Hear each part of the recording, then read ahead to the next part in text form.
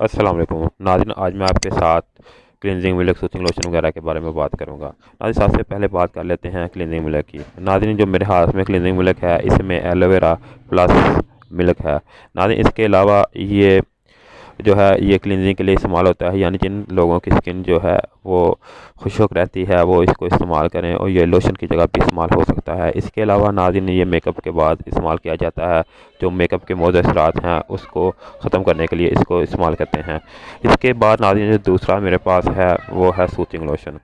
नाज़रीन, soothing lotion जो है वो फेस को ग्लो करने के लिए इस्तेमाल किया जाता है, यानी जिन लोगों की स्किन जो काफ़ी ज़्यादा खुश्क हो जाती है वो इसको इस्तेमाल करें तो इससे इनकी स्किन जो है वो सूथ हो जाएगी, यानी वो वेट वेट हो जाएगी और उनके जो है ये ख़त्म हो जाएंगे। इसके अलावा ये ब्लैक हेड के लिए इस्तेमाल होता है। इसके अलावा नाज़रीन, इसको स्क्रब के बाद भी इस्तेमाल किया जाता है, यानी स्क्रब के बाद इसको इस्तेमाल करने से जो स्क्रब इस्तेमाल करने के बाद आपकी स्किन जो है रफ रफ हो जाती है, इसको इस्तेमाल करने से वो रफनेस जो है वो ख़त्म हो जाती है। नाज़रीन, जो तीसरा मेरे हाथ में है वो है शाइनर। नाज़रीन, शाइनर जो है वो जब मसाज वगैरह करते हैं, स्क्रब वगैरह या फेशियल वगैरह करते हैं, इसके बाद इस्तेमाल करते हैं। इसके इस्तेमाल से जो है वो चेहरे की जो चमक है वो दोबारा आ जाती है। जब आप फेशियल वगैरह इस्तेमाल करते हैं, फेशियल को इस्तेमाल करने के बाद आपकी जो स्किन है वो डल डल हो जाती है, और इसको इस्तेमाल करने से आपकी जो स्किन है वो चमकदार और शाइनी हो जाएगी, जैसे कि नाम से ही ज़ाहिर है। इसके अलावा नाज़रीन, इसमें और भी फ्लेवर मिलते हैं। जो मेरे हाथ में था ये है लेमन का फ्लेवर।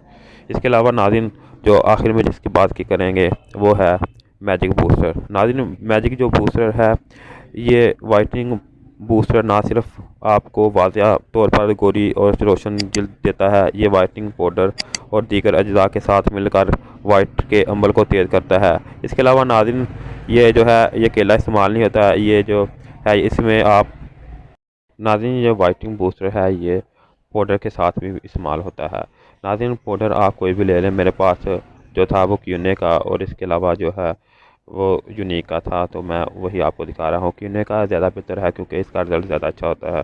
इसके अलावा और इसके साइड इफेक्ट कम होता है। इसके अलावा नाज़रीन, अगर इसको बनाने का तरीका देखा जाए तो वाइटनिंग पाउडर और मैजिक बूस्टर का पेस्ट बनाने के लिए हमेशा गैर धाती बर्तन इस्तेमाल करें, यानी आप जब भी इस पेस्ट को बनाते हैं तो आप जो है वो प्लास्टिक का बर्तन लें, या आप चीनी की जो प्लेट या बर्तन है या प्याली है वो इस्तेमाल करें। आप लोहे, स्टील या पित्तल वगैरह की इस्तेमाल ना करें। इसके इस्तेमाल से केमिकल रिएक्शन की वजह से जो है वो ये जो रिज़ल्ट है इसका ख़राब हो जाता है।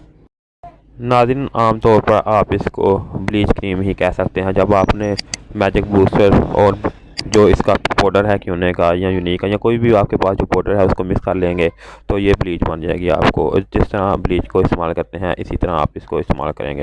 नाज़रीन, इसके अलावा ये जो है इसके साइड इफ़ेक्ट की बात की जाए तो इसके साइड इफ़ेक्ट इतने ज़्यादा नहीं हैं। आप इसको तकरीबन सभी किस्म के लोग इसको इस्तेमाल कर सकते हैं। फिर भी आप जो ब्लीच है वो इस्तेमाल करने से पहले इसका जो है वो टेस्ट कर लिया करें। इसके अलावा नाज़रीन, अगर आपको कॉस्मेटिक से मतलब किसी बारे में बात करनी हो या आपको इस वीडियो में किसी किस्म की बात की समझ ना आई हो तो आप मुझसे पूछ सकते हैं।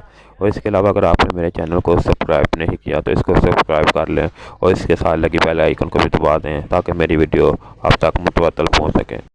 नाज़रीन, कीमत मैंने इसलिए नहीं बताई आपको कि हर कंपनी की कीमत जो है वो अलग-अलग है, इसलिए मैंने कीमत बताना अच्छा नहीं समझा कि हो सकता है आप जो खरीदें वो किसी और कंपनी का हो, मैंने कोई और कंपनी का आपको